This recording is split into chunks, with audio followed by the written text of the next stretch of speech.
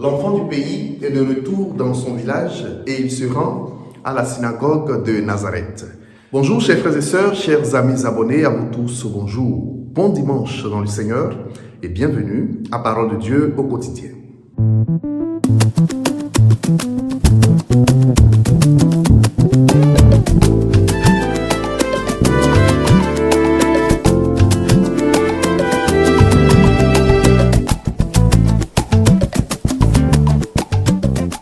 Au nom du Père et du Fils et du Saint-Esprit, Amen. Chers frères et sœurs, il m'est difficile d'imaginer une mission pour le Seigneur qui soit sans difficulté. Soyons honnêtes, cela n'existe pas. Le livre de Ben Sirach le Sage, encore appelé le livre du Siracide, nous dit au chapitre 2, versets 1 à 2. « Mon fils, si tu veux servir le Seigneur, prépare-toi à l'épreuve. Fais-toi un cœur droit et tiens bon. Ne t'agite pas à l'heure de l'adversité. » Les textes de ce 14e dimanche du temps ordinaire le confirment. D'abord, dans la première lecture, le prophète Ézéchiel, prophète de l'Éternel, est envoyé au milieu d'un peuple rebelle, dont les enfants ont le visage dur et le cœur obstiné.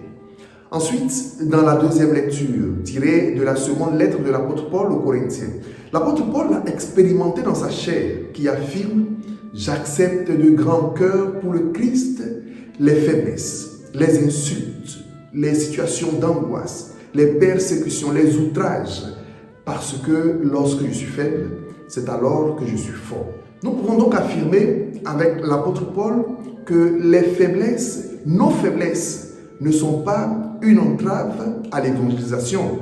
Bien sûr, dans un effort chaque jour renouvelé de conversion, et parce que le Seigneur est toujours avec ceux qu'il envoie en mission.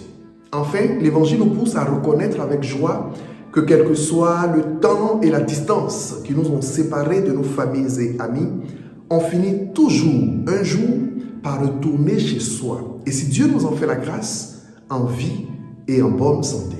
La question qui me vient à l'esprit est celle-ci. Pourquoi les hommes, de façon générale, ont cette fâcheuse tendance de ne pas apprécier, de ne pas valoriser, de ne pas soutenir ce qui vient de chez eux, ce qui a grandi sous leurs yeux?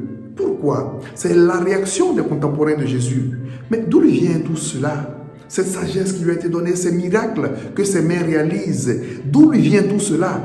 Quand nous connaissons sa famille, son père le charpentier, sa mère Marie, ses frères et sœurs vivent ici avec nous. Mais d'où lui vient tout cela? Ils sont prisonniers de ce qu'ils savent de Jésus. Revenons à notre question. Pourquoi nous nous opposons à l'évolution naturelle de ce qui vient de chez nous? Pourquoi sommes-nous prisonniers de ce que nous savons de nos frères et sœurs, de nos amis et connaissances? Premier élément de réponse. Chers amis, chers frères et sœurs, Dieu choisit des hommes faibles et simples pour son œuvre et les rend grands par sa grâce. C'est cela l'erreur des contemporains de Jésus. Ils ont vu Jésus dans sa simplicité. Ils ont vu de Jésus dans l'ordinaire de sa vie. Et leur regard, leur cœur ne peut pas faire la connexion entre ses origines humaines et son identité divine. Nous l'avons vu grandir ici, donc il ne peut pas faire ces miracles. Il ne peut pas être le Fils de Dieu. Chers frères et sœurs, leçon. Dans la nudité de la simplicité la plus extrême, ce qui est grand reste toujours grand. Dans la petitesse de ce que nous voyons sous nos yeux, ce qui est grand reste grand. Deuxième leçon, chaque mission et toutes les missions pour le Seigneur sont difficiles et même très difficiles. Mais les plus grandes difficultés viennent de nos familles et amis. C'est l'Évangile qui le dit. Jésus l'a expérimenté dans la trahison de Judas et de ses disciples. Chers frères et sœurs, c'est pourquoi quand nous servons le Seigneur, notre cœur doit être détaché pour lui. Notre cœur doit lui appartenir entièrement et nous préparer à l'épreuve, nous préparer aux oppositions et même aux humiliations. Enfin, troisième leçon, ce que nous savons de nos amis, de nos connaissances, de nos frères et sœurs, c'est ce que nous savons d'eux. C'est ce que le Seigneur voudrait que nous sachions d'eux. C'est leur passé ou même leur présent. Mais nul ne sait ce que le Seigneur a réservé comme grâce dans le futur de chaque être humain, surtout ce qu'il voudrait faire de ceux qu'il a choisis. Laissons Dieu être Dieu dans la vie de nos frères et sœurs.